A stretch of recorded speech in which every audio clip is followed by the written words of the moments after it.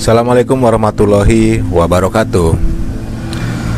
Rekaman ketiga, judulnya adalah Masalah adalah Solusi. Maksud lo? Ini judul yang aneh ya. Kadang-kadang kita ngelihat bahwa hidup penuh masalah. Tapi gue bilang, lo punya masalah bagus dibanding gak punya masalah. Dan menjadi bingung lah setiap orang, setiap individu kalau tidak bertemu masalah.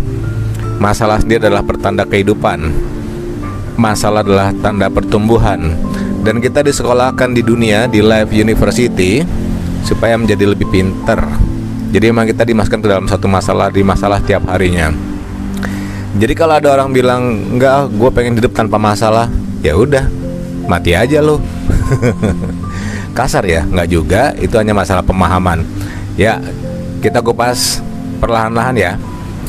Seperti biasa, rekaman ini nggak pakai teks, natural, berjalan begitu aja. Jadi kalau ada kata-kata yang salah, ya kita ambil pemaknaannya. Karena di level tertentu kadang-kadang kata sudah tidak lagi menjadi hambatan. Kita akan bicara rasa, nantinya seperti itu. Dan ini masih di hari yang sama, 20 Juli 2021. Gila, ini perekaman ketiga gua. Mumpung lagi hangat ini nyoba. Kenapa gak coba begini? Karena ini seru loh. Artinya apa? Coba cerita, tapi cerita ini adalah cerita pengalaman gue pribadi yang mungkin bisa bermanfaat buat lu yang lagi tiba-tiba buka channel ini. Sebenarnya materi ini gue titipin buat warisan buat anak dan buat cucu. Ya, kita mulai ya. Masalah adalah solusi. Begini rekan-rekan sekalian, setiap hari pada saat kita bangun tidur, bersyukurlah Anda bahwa akan menerima masalah baru. Kalau Anda menerima masalah, berarti suatu kehormatan bagi Anda untuk menjalani kehidupan, karena Anda dipercaya. Yang anehnya, beberapa orang justru berkeinginan supaya tidak mendapatkan masalah. Kalau menurut pandangan pribadi saya ya, oh ya, by the way, ini semua yang ada di sini adalah pandangan pribadi saya. Ini saya melakukan disclaimer supaya tidak disu kanan kiri ya. Anda silakan membuka dalilnya yang sesuai. Lalu kita akan diskusi nanti. Masalah, kita kembali ke masalah. Ada satu kata dari bahasa Jawa yang menjadi bahasa internasional, yaitu konsultan. Dari mana urusannya? Adalah ini kan bahasa Jawa, jadi bahasa internasional. Konsultan adalah kongkonane wong sing kesulitan. Cia. Jadi kadang-kadang kita membutuhkan konsultan untuk menyelesaikan suatu permasalahan. Ya, kita memang butuh orang lain karena kita makhluk sosial, selalu berkaitan, bersinggungan, bersosialisasi dengan pihak-pihak lain, terutama ya sesama kita. Next, kita akan lanjut. Pada saat bangun tidur, melek mata, bernafas segar, ucapkanlah yang pertama kali terima kasih ya Tuhan, terima kasih ya Allah, saya masih diberi kesempatan untuk hidup dan saya siap menjalani permasalahan di hari ini. Tidak maksud untuk menantang, tapi percayalah di sini adalah suatu niatan bahwa ya Anda siap menerima amanah yang diberikan kepada Allah, yang diberikan Allah kepada Anda untuk hari ini, dan bersiaplah untuk menyelesaikan permasalahan tersebut, tapi dengan satu syarat. Apa tuh? Ya, berserah diri kepada Allah. Kenapa? Ada satu pernyataan, aku hamba Allah atau Allah hambaku. Nah, itu kebalik-balik tuh. Di rekan-rekan saya yang lain itu ada juga satu kalimat ya, saya dalam rencana Tuhan atau Tuhan dalam rencana saya. Itu beda maksudnya. Saya adalah hamba Allah dan saya ada dalam rencana Tuhan. Ya, kalau saya sih seperti itu. Jadi pada saat bangun pagi, kita melakukan ibadah pagi, berdoa, menikmati kehidupan. Saat ini sedang ramai dibahas pandemi global mengenai corona. Kita nggak tahu corona bisa menyebar lewat udara. Nah, permasalahannya adalah Anda mau nggak menerima ini sebagai masalah. Jika mindset kita menerima sebagai masalah, maka bersiaplah. Pada saat menerima berita hoax kanan kiri, berita duka kanan kiri, itu akan mulai membuat pikiran Anda terganggu. Seolah-olah ya Anda tinggal nunggu lotre, tinggal nunggu antrian atau tinggal nunggu arisan. Gak begitu. Maka ada satu hal yang memang di luar kemampuan kita sebagai manusia, yaitu global. Nah, sekarang kita kembali, kemampuan Anda sebagai individu apa dalam rangka menjadi masalah. Definisi saya adalah definisi positif ya. Masalah adalah sarana dari Allah untuk mendidik, untuk mendewasakan sikap Anda. Itu. Nah, sekarang ada satu pertanyaan yang harus Anda jawab sendiri. Permasalahan Anda apa sih? Coba kita gali. Enggak, saya nggak ada masalah kok. Hati-hati, pada saat Anda bilang tidak punya masalah, berarti ada suatu kelemahan. Kelemahan terbesar apa? Pada saat tidak bisa mendefinisikan masalah. Nah, itu dia problemnya, ada di situ. Jadi kalau semua dianggap tidak ada masalah, berarti kemungkinan besar kita tidak tahu itu masalah atau bukan. Sehingga kita tidak tahu caranya mendapatkan solusi dari permasalahan yang ada. Itu masalah. Terkait dengan solusi. Solusi itu apa sih? Solusi adalah jalan keluar, solusi adalah jawaban, solusi adalah hasil akhir. Terhadap apa? Terhadap masalah hari itu, masalah keseluruhan satu paketnya, masalah itu apa? Lalu bagaimana menjalani permasalahan tersebut? Sebentar, kita urai dulu apa sih permasalahan orang pada umumnya. Permasalahan orang pada umumnya adalah satu, mengenai keuangan. Oh, kalau dia miskin berarti dia dalam masalah. Tidak begitu. Karena Allah itu Maha Pengasih, Maha Penyayang. Bukan berarti kalau dia itu miskin berarti dia menderita, belum tentu. Bukan berarti kalau dia kaya itu berarti dia bahagia, belum tentu. Tidak semudah itu. Nanti kita ungkap, kita urai pelan-pelan. Masalah keuangan, masalah kesehatan, tadi contoh terkait dengan corona. Dan masalah kesehatan yang kita bawa sendiri terkait dengan corona namanya komorbid, macam-macam ya. 3, masalah sosial, ke rumah tangga, suami istri, pacar, jodoh dan lain-lain, popularitas dan lain-lain. Ternyata sesungguhnya masalah itu nggak ada. I just want to assure you bahwa masalah itu nggak ada. Kenapa? Karena masalah adalah bagaimana persepsi kita menyikapinya. Pada saat kita bangun tidur, melek mata, semua lalu kita bilang, "Oh, gue punya masalah besar," ya jadilah itu masalah. Kecuali kalau kita bilang, "Oke, hari ini saya siap menjalani untuk menemukan solusi." Nah, itu pun tak akan terjadi. Masalah akan hidup kalau memang Anda hidupkan. Solusi akan hidup kalau memang Anda hidupkan. Tinggal pilih mana. Kalau menurut saya, lebih baik berorientasi ke solusi. Tata caranya begini. Ya, sebelum masuk tata cara kita lihat dulu. Siapa sih yang terlibat masalah?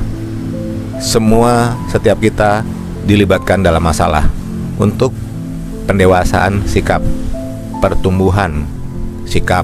Semua kita mengalami. Waktu masih kecil, masih ingat nggak kita punya masalah apa waktu kecil pada saat SD? Ada nggak teman yang jahat sama kita, lingkungan yang jahat sama kita? SMP bagaimana? Ada nggak teman-teman yang mulai tidak suka? Hati-hati pada saat mulai SMP SMA itu masa kita menginjak ke usia menjelang dewasa, pelan-pelan mengenal kehidupan, mengenal gender, pria wanita, mulai suka-sukaan. Nah, itu dia tuh ya, mulai suka-sukaan, mulai lihat fisiknya orang lain. Di situ ada yang kita dengar cerita dibully lah, karena yang ngebully lebih besar, yang ngebully lebih kasar. Ada yang lebih cantik sehingga yang kurang cantik jadi lebih minder dan lain-lain. SMP jajan jadi masalah, belajar jadi masalah, main jadi masalah, main layangan nggak boleh main layangan, ketabrak motor contoh. Itu gua dulu. Ya beneran waktu itu ketabrak motor beneran. Hobinya main layangan nggak terlalu bisa, hobinya ngejar-ngejar layangan. Itu saya dulu tuh sampai ketabrak motor. Udah dan itu ada solusi. Oh, solusinya begini. Saya harus ngikutin, harus memperhatikan kecepatan kendaraan. Oke, terus mulai beranteman sana sini. Kenapa saya nggak terlibat beranteman sampai parah? Karena saya cuma ngeliatin doang, mempelajari kenapa orang berantem, kenapa harus terlibat keberanteman, dan selalu dalam posisi aman. Kenapa? Nggak tahu. Tiba-tiba dalam aman nggak tahu, nggak kena aja. Dan ya selalu beruntung aja. SMA mulai begitu juga. SMA udah mulai kenal dengan ya, yang lawan jenis ya, mulai suka-sukaan. Ada juga yang rival-rivalan. Banyak tuh belajar udah mulai antara benar nggak benar, banyakan mainnya dibanding belajarnya. Tapi kita nggak tahu waktu itu, kita tidak bisa masukkan ini masalah atau bukan. Kita belum tahu itu, kita hanya ngikutin alurnya aja. Mulailah berkenalan dengan hal-hal yang negatif, karena kita juga nggak tahu. Terlebih apa, pada saat itu emang ngikutin gejolaknya aja lingkungan. Jadi lingkungan itu pengaruhnya besar sekali. Lingkungan di rumah tangga itu pengaruhnya besar. Di luar rumah tangga, di luar keluarga, terutama sekolah, itu jauh lebih besar. Dari sini peran orang tua memang harus selalu dekat dengan putra putrinya. Ajaklah ngobrol, ajaklah diskusi. Oh ya, by the way, di level tertentu orang tua disarankan melihat anaknya sebagai teman, sebagai sahabat. Diskusi, curhat, bukan lagi memiliki anak, tapi benar-benar mendampingi anak nantinya. Itu juga nanti kita akan tahu bahwa anak itu bukan milik kita, bukan milik Anda. Kita pun bukan milik orang tua kita. Hanya karena arahan Allah, rencana Allah, kita lahir melalui orang tua, dan kita pun punya putra putri. Yang saya maksud adalah di sini kita mesti menjaga respect, menjaga kasih sayang, peran dia sebagai orang tua, kita sebagai anak lihat peran lagi. Mulai masuk masa kuliah. Nah, kuliah dan seterusnya itu Anda lebih tahulah jawabannya ya. Karena pada saat itu Anda sudah mulai memilih antara yang baik dan yang buruk. Pendewasaan pemikiran sudah mulai terjadi, apalagi pada saat di level mahasiswa. Baik, ujung-ujungnya di level besar masalah keuangan, popularitas, terus kesehatan, terus gaya hidup, itu jadi masalah loh. Terus kemudian ingin tampil lebih dibanding yang lainnya, itu juga jadi masalah. Bagaimana lebih populer, itu juga jadi masalah. Bagaimana lebih hebat, bagaimana lebih dan lebih dari yang lain-lainnya. Kita seolah-olah dimasukkan dalam era kompetisi yang kita nggak sadar, kita ngikutin aja. Padahal itu bisa kita sendiri yang masuk ke dalam area seperti itu, kita terlibat langsung, atau kita terbawa arus. Atau kalau ngeliatin dari luar aja sih bisa, sehingga tidak terlibat masalah sama sekali. Nah, permasalahannya juga nih, permasalahan Anda memang akan dimasukkan ke dalam suatu masalah baik suka atau tidak suka, karena situ terjadi proses pendewasaan. Jadi kalau misalnya tiba-tiba Anda dalam posisi miskin, wah saya bermasalah karena saya miskin. Enggak, itu justru karena Allah tuh sayang, Anda diberi kekurangan supaya tidak jadi lebih salah ya. Sebagai contoh, untungnya dulu saya nggak dikasih kelebihan yang banyak ya, dari segi uang jajan segala macam. Karena saya kenal dengan gaya saya sendiri. Kalau saya berlebih seperti itu, pasti saya jadi nakal, jadi ngaco. Nah, saya berterima kasih. Jadi kita melakukan pemahaman ulang terhadap peristiwa yang sebelumnya. Selalu seperti itu, sehingga timbul waspada untuk dari hari ini dan seterusnya. Memang ada pepatah Jawa mengungkap itu adalah eling lan waspodo. Dari sini dan seterusnya kita harus waspada terhadap informasi yang di masa lalu. Wanita, contohnya pada saat dia berkaca selalu ketemu kesalahan, permasalahan dan kesalahan. Ada lebih di sini, lebih di sana. Anda tahu yang maksud saya lebih ya. Itu kok ada lemak di sini, ada lemak di sini, ada mukanya begini. Selalu diperhatikan. Setiap dia menatap cermin selalu ketemu kekurangannya. Lalu kita hanya berpedoman pada kata-kata gini, ya itu kan manusiawi. Wow. Manusiawi yang seperti apa, yang hewani seperti apa? Kita lihat lagi nanti itu yang di rekaman yang kedua ya. Baik, kita lanjut lagi. Kapan sih terjadinya masalah? Kapanpun kita bisa masuk dan terlibat ke dalam masalah. Either suka atau tidak suka, Anda memang akan dimasukkan ke dalam satu masalah. Terbawa atau membawa, Anda memang akan ada dalam satu permasalahan tersendiri. Volumenya, tingkat kesulitannya, itu pun sudah Allah yang atur melalui alam. Ya, Jadi kalau suatu saat, termasuk hari ini, Anda merasa dalam satu masalah, ya ucapkanlah terima kasih ya Allah, karena saya dipercaya menjalani kehidupan, menjalani supaya mendapatkan solusi seperti ini. Ada satu kalimat gini, di balik kemudahan ada, di balik kesulitan ada kemudahan. Saya selalu lihatnya gini, memang selalu berdampingan. Kita nggak perlu ngebalik, tapi kita hanya diminta untuk ngelihat dari sisi persepsi yang berbeda. Persepsi yang berbeda. Jadi kalau kita melihat suatu hal itu jadi masalah, memang kepala kita tuh minta masalah itu datang terus. Di dalam bahasa media ada satu semboyan ya, bad news is a good news. Makin masuk ke dalam hal yang negatif, makin kita cari karena ada rasa penasaran. Itu dipahami dulu ya, bahwa memang permasalahan itu selalu berdampingan dengan kita dan memang selalu berdampingan pula dengan solusi. Nah, kita lah si pelakunya. Baik, di mana terjadi masalah? Dimanapun bisa terjadi masalah. Kita diam-diam pun kita di jalan, kita rapi di jalan, orang lain belum tentu. Tiba-tiba kita kesenggol di jalan, naik kendaraan, atau bahkan sampai terjadi banyak hal.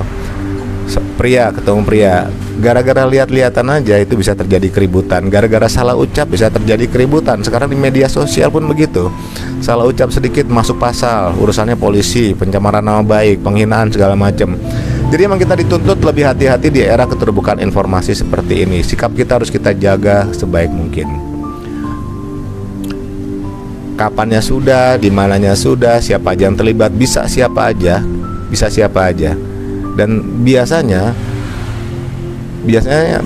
akan ada satu hikmah. Hikmah itu apa sih? Hasil pembelajaran dari permasalahan tadi. Pernah nggak Anda mendapatkan seorang sahabat yang justru berasal dari musuh Anda?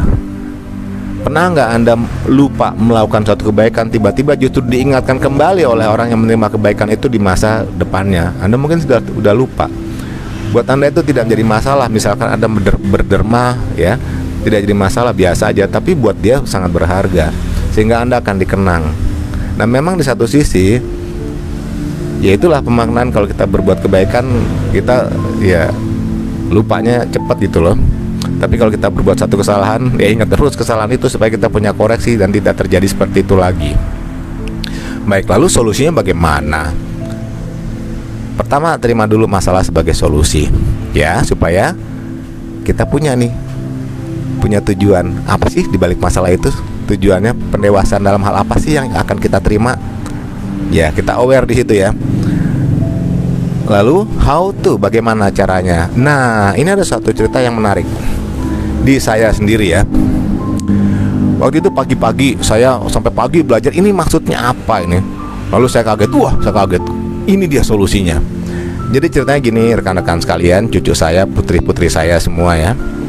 Waktu itu malam-malam saya mempelajari sesuatu, saya membedah sesuatu. Di masa lalu saya adalah seorang motivator dan saya harus menemukan solusi dari setiap materi yang akan saya berikan. Tapi bagaimana menggabungkan antara sisi manajemen dan sisi spiritual? Ini luar biasa sulitnya, karena kita hidup tuh bagaikan di persimpangan. Kita harus mempertimbangkan dimensi sosial ya dan dimensi spiritual, karena semuanya memang berdampingan. Sehingga saya menamakannya dulu spiritual management. Baiklah, apa sih rahasianya? Saya menelusuri mengenai sejarahnya Nabi Musa. Lah, kok jauh banget sih? Lah iya, kita mesti mundur. Pasti ada pembelajaran yang kita belum tahu dari masa lalu. Kita tidak bisa mencernanya secara begitu aja. Kita gali apa sih maknanya ya. Setelah itu baru kita jadikan sebagai satu gambaran. Kita compare dengan solusi dari tempat yang lain. Solusi melalui cara ini, manajemen ini, manajemen barat, manajemen timur, segala macam kita cari solusinya. Setelah ketemu, baru kita bisa bilang, nah ini cocok gitu. Untuk Anda, belum tentu cocok untuk orang lain ya, karena setiap orang punya metode, tata cara sendiri yang berbeda dalam menjalani kehidupan. Nggak bisa sama, nggak ada standarisasi, semua berbeda ya. Oke, kita kembali lagi, maksudnya apa sih? Begini ceritanya. Saat itu dikisahkan, kita ambil potongan singkatnya aja ya. Nabi Musa itu berjalan bersama Bani Israel ke satu tempat yang baru. Perintahnya adalah jalanin aja. Sampai di depan mata, bagaimana ini? Laut merah, laut. Di belakangnya, karena saya mempelajari khusus, itu kurang lebih sekitar 600.000 Bani Israel saat itu yang akan melakukan eksodus keluar dari Mesir ya. Semua ngikutin Nabi Musa. Terus gimana ceritanya kok sampai depannya tuh ada laut. Laut, saudara-saudara, laut ya, terbentang di depan mata. Dia diem aja. Waduh, bagaimana nih, urusannya kacau nih. Tapi di saat itu ada satu pembelajaran yang kita ambil benar-benar maknanya. Nabi Musa itu sebenarnya nggak tahu loh mesti bagaimana. Beneran, Anda bisa lacak kok. Dia berdoa, kan pernah dia dalam upaya untuk berkomunikasi sama Allah, sama-sama kuasa. Dia berdoa terkait dengan apa yang harus dilakukan. Tiba-tiba terdengar bisikan di hatinya. Lalu saya nggak tahu, karena saya kan bukan dia, bisikan aja ceritanya gitu ya. Lalu yang dia lakukan adalah dia mengetukkan tongkatnya ke laut. Ketuk ya. Maknanya apa sih? Nanti saya ungkap ya, ini terjadinya dulu sejarah ya. Sejarah ini sejarah besar loh, tertulis di beberapa Alkitab dunia ya, dari beberapa agama, terutama Nasrani, Kristen ya, dan Islam. Pada saat diketuk, memangnya Nabi Musa tahu bahwa laut akan terbelah? Dia nggak tahu. Orang perintahnya hanya ketuklah laut. Diketuk dengan tongkatnya, dia nggak tahu tuh bakal kebelah. Boom. Ya kalau dia tahu, bukan lagi sebagai suatu mujizat dong. Kalau dia tahu, dia bisa begitu setiap sore aja, dia ibaratnya tuh ketuk-ketuk aja tuh laut, kebuka, kebelah semua. Tapi kan hanya sekali. Saya belum pernah tahu ada 2 atau 3 kali, saya belum pernah dengar ya. Sekali kebuka, kebelah, wah, kebelah kanan kiri. Dan saya pelajarin khusus loh di situ. Saya begitu tahu itu, saya bongkar ke dalam, masuk sampai seberapa hebat sih kejadian saat itu ya. Itu Laut Merah itu yang dia seberangin bersama Bani Israel itu 7 kilo, tepatnya 6 sampai 7 kilo. Nyebrangin ke sana, yang terbuka laut itu adalah 60 meter. 60 meter itu lebar.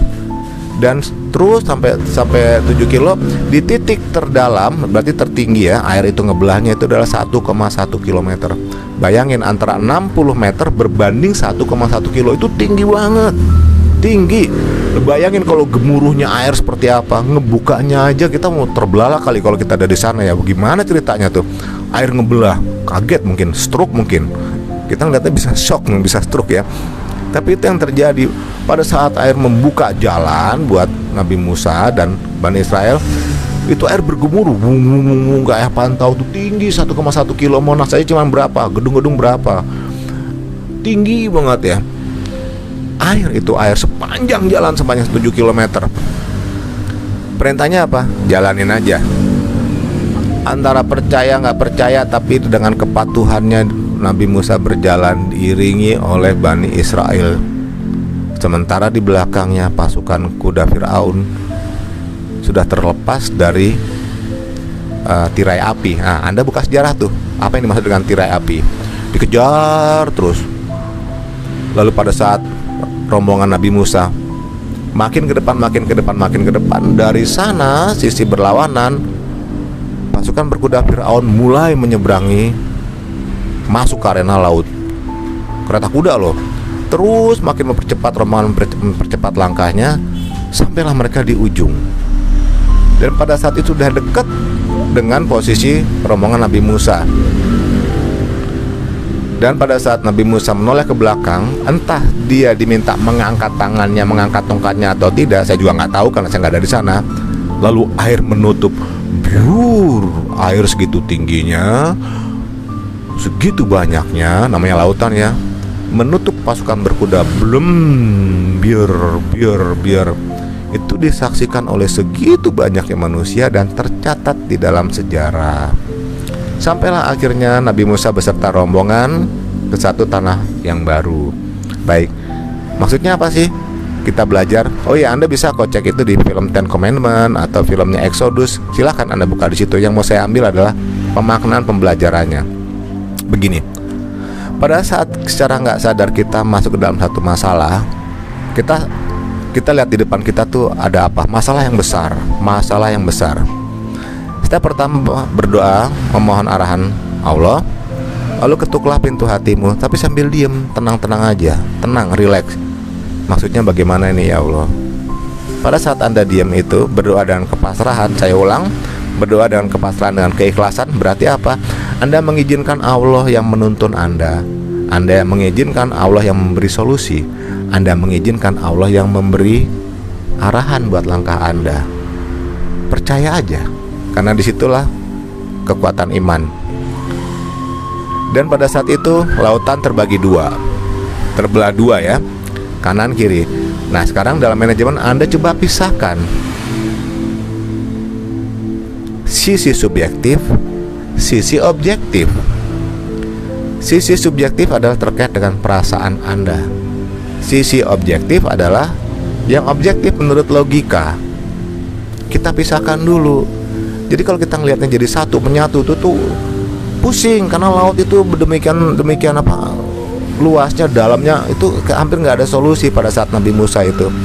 Pada saat dia mengetukkan tongkatnya, mengetuk ke pintu hatinya, dia berdoa dengan ketulusan, keikhlasan, kepasrahan, terbukalah sambil diem, tapi sambil diem ya, benar-benar minta arahan Allah. Lalu terlihat kanan kiri, sisi subjektif, sisi objektif.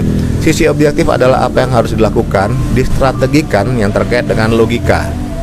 Misalkan masalah keuangan, apa tuh solusinya? Nabung dulu ya, sehingga ada sedikit sisa untuk biaya yang lain. Berhemat.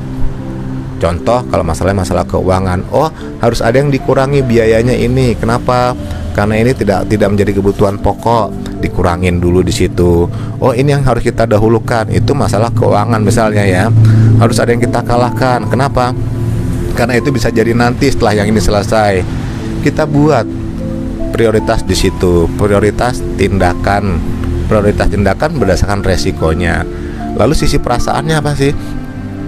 Hati-hati, di sini kita juga mesti lihat ya, bahwa ada perasaan, rasa takut, rasa ragu, rasa cemas, rasa was-was yang sifatnya itu tidak menentu. Dan di sini ada orang tiba-tiba kalau dia di ujung ini ya, di dalam cerita itu dia ada di ujung laut, dia maunya gini, saya mau solusi yang pasti-pasti aja. Lah, solusi yang pasti-pasti aja cuman satu yang pasti, yaitu mati. Dalam hal ini ya, kita nggak harus sampai mati karena belum waktunya. Kita cuma diminta untuk sabar ya. Nggak ada solusi yang pasti dari manusia kecuali dari Allah. Kalau solusi terkait dengan perasaan, ya kita tingkatkan rasa sayang kita kepada Allah, kita tingkatkan keimanan kita, ya pasti Allah kasih petunjuk. Padahal kita dalam posisi takut, ragu, was-was, cemas ada di situ. Tapi kita lihat juga tadi, setelah kita bedah yang sebelahnya, sisi objektif adalah ada strategi masalah keuangan, strategi masalah sosial, apa yang harus kita lakukan terkait dengan kesehatan, popularitas dan lain-lain. Ternyata pada saat kita nilai, popularitas adalah bagian dari nafsu, nanti dulu, kita nggak anggap ini dulu, karena ini strategi ya, kita tekan dulu di situ. Kalau kesehatan itu mutlak, jadi apa? Kita harus jalanin. Jadi kita bagi dua, yang terkait dengan perasaan, yang satu lagi terkait dengan logika. Dipisahin dulu. Nah, setelah dipisahin kita harus tahu dulu nih, itu yang terkait dengan perasaan itu apa? Rasa takut gagal. Takut gagal berarti apa solusinya? Kita sebelahnya. Nah, kita rencanakan sedetail mungkin, sebaik mungkin. Opposite-nya di kanan dan di kiri. Nah, setelah ketemu itu kita buat skala prioritas, apa aja mesti dilakukan dari sisi logika. Perasaannya bagaimana? Perasaan ternyata benar-benar harus kita kenali rasa takut itu apa. Rasa takut itu yang menghembuskan adalah iblis.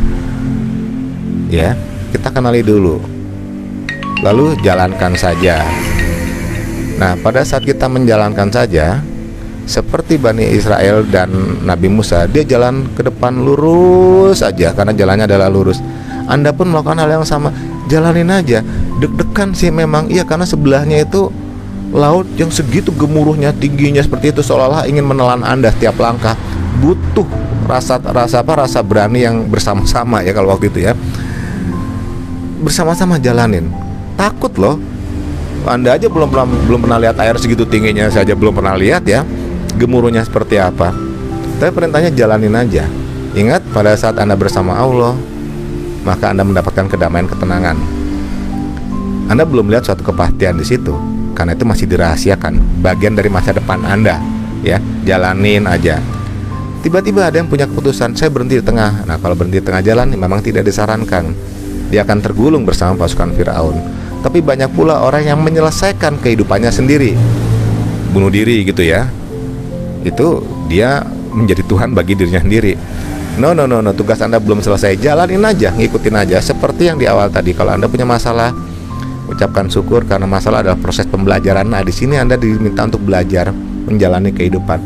Terus jalan, tapi ingat, di samping Anda ada rasa takut yang luar biasa. Kanan kiri ini air, di belakang Anda pasukan Firaun sudah mengejar. Ini diibaratkan kalau Anda di dalam peristiwa itu ya, mengejar dengan pasukan berkudanya, siap untuk udah tidak lagi menangkap, membantai. Ceritanya seperti itu. Berjalan terus pasukan rombongan Nabi Musa sampai akhirnya diselamat sampai tempat tujuan. Itu pula yang diminta dari Anda, jalanin proses kehidupan ini terus. Hanya bergantung kepada tali Allah, arahan Allah, kasih sayang Allah, berkah Allah, solusi dari Allah.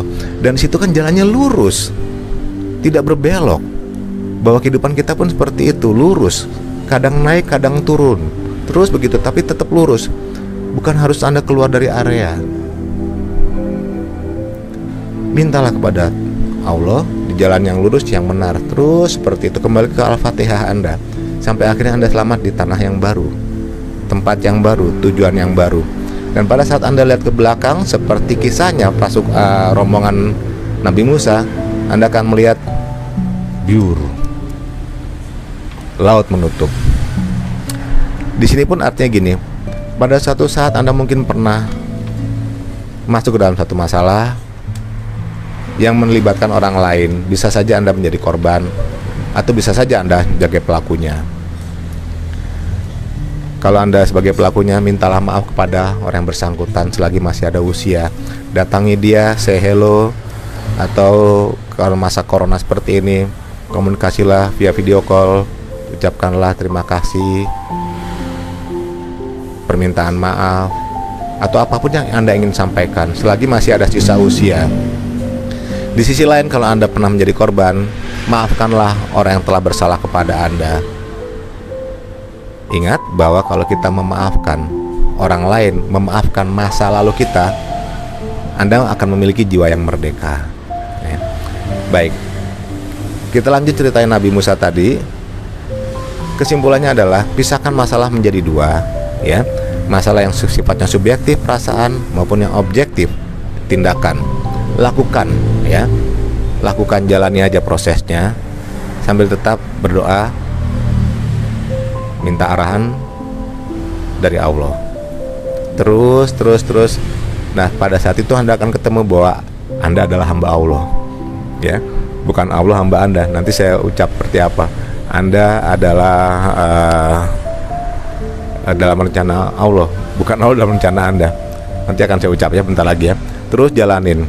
Baik, sekarang rahasianya apa sih di balik kalimat tadi? Kebanyakan orang pada saat mereka tapi udah nangkep ya itu tadi ya, jalanin sampai selesai ya. Karena kita nggak tahu selesai kapan, kita cuman tahu jalanin aja dulu ya, sampai benar-benar selesai. Maksudnya bukan Anda yang menyelesaikan, izinkan Allah yang berkehendak atas Anda. Baik rekan-rekan, banyak orang di sisi lain berdoa minta A, minta B, minta C, minta D. Boleh nggak? Boleh. Garam aja kita minta pakai doa kok. Iya. Di sisi lain, Anda akan berhadapan dengan suatu pernyataan, ya. Apakah Anda yakin bahwa Allah akan memelihara Anda, menjaga Anda? Nah, ini berpulang kepada kepasrahan Anda, tingkat keimanan Anda. Atau Anda tidak perlu meminta, Allah pun tahu. Yang khawatirnya pada saat meminta itu seolah-olah Anda mendikte Allah. Minta ini ya Allah, minta ini ya Allah. Sementara di level tertentu yang Nabi Musa lakukan, dia tidak minta apa-apa, mesti bagaimana. Dia hanya bertanya, harus bagaimana ya Allah. Nah, di sini kita akan ketemu apakah Anda menjadikan Allah sebagai hamba. Berarti Anda yang mendikte satu permintaan dan Anda mengizinkan Allah mengabulkan. Kebalik. Hal yang sama, Anda dalam rencana Tuhan atau Anda merencanakan Tuhan dalam rencana Anda, menghadirkan Tuhan dalam rencana Anda. Tidak, lepaskanlah itu semua. Seperti Nabi Musa tadi, saya harus bagaimana ya Allah? Maka jawabannya adalah ketuklah dulu laut itu, ketuk lautan itu. Hal yang sama, ketuklah dulu pintu hatimu, maka akan terbuka segalanya.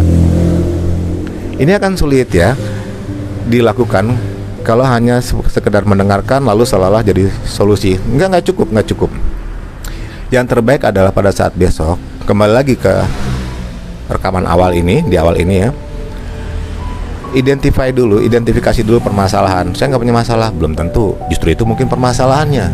Kenapa? Karena merasa tidak punya masalah. Lalu urai perlahan-lahan sebagai alternatif solusi. Lalu jalani itu sampai selesai, tapi tetap dengan arahan bantuan Allah. Kita akan kembali ke satu hal yang menarik pada saat disampaikan bahwa kita sebenarnya tidak minta rumah, uang, segala macam ya, tidak minta itu, karena itu sifatnya material semua, dan semua itu bisa jadi adalah fata morgana. Itu adalah sarana, bukan tujuan. Oke. Mintalah kepada Allah sebatas keberkahan, kesehatan, nikmat iman, kelancaran, kemudahan, itu saja. Kenapa? Karena kita tahu Allah yang memegang rencana kita. Rencana kita bergantung pada rencananya Allah. Nah baik, rekan-rekan sekalian, jadi itu adalah solusinya dari saya. Setelah Anda menjalani kehidupan seperti itu, Anda menjalani ya, bukan kata orang, bukan kata guru, bukan katanya cerita yang di sini, yang di rekaman ini, bukan. Setelah Anda jalanin itu, ya, Anda mendapatkan suatu ilmu, karena ilmu pengetahuan itu beda dengan ilmu yang Anda alami, ya. Anda kalau buka Google Anda bisa tahu, tapi belum tentu ngalamin. Nah ini adalah ilmu yang sudah diamalkan. Nanti kalau ada orang bertanya, baru Anda bisa ceritakan kenapa. Gue sendiri yang ngalamin, gue yang ngejalanin. Anda sampaikan. Suatu saat dia pun akan menyampaikan ke orang lain, gue yang ngejalanin, bukan kata orang. Tapi konsepnya sama. Mintalah arahan, kemudahan dari Allah, keberkahan dari Allah. Prosesnya Anda ikutin. Nah rekan-rekan, makin beranjak dewasa, ternyata yang ditata adalah sikap Anda.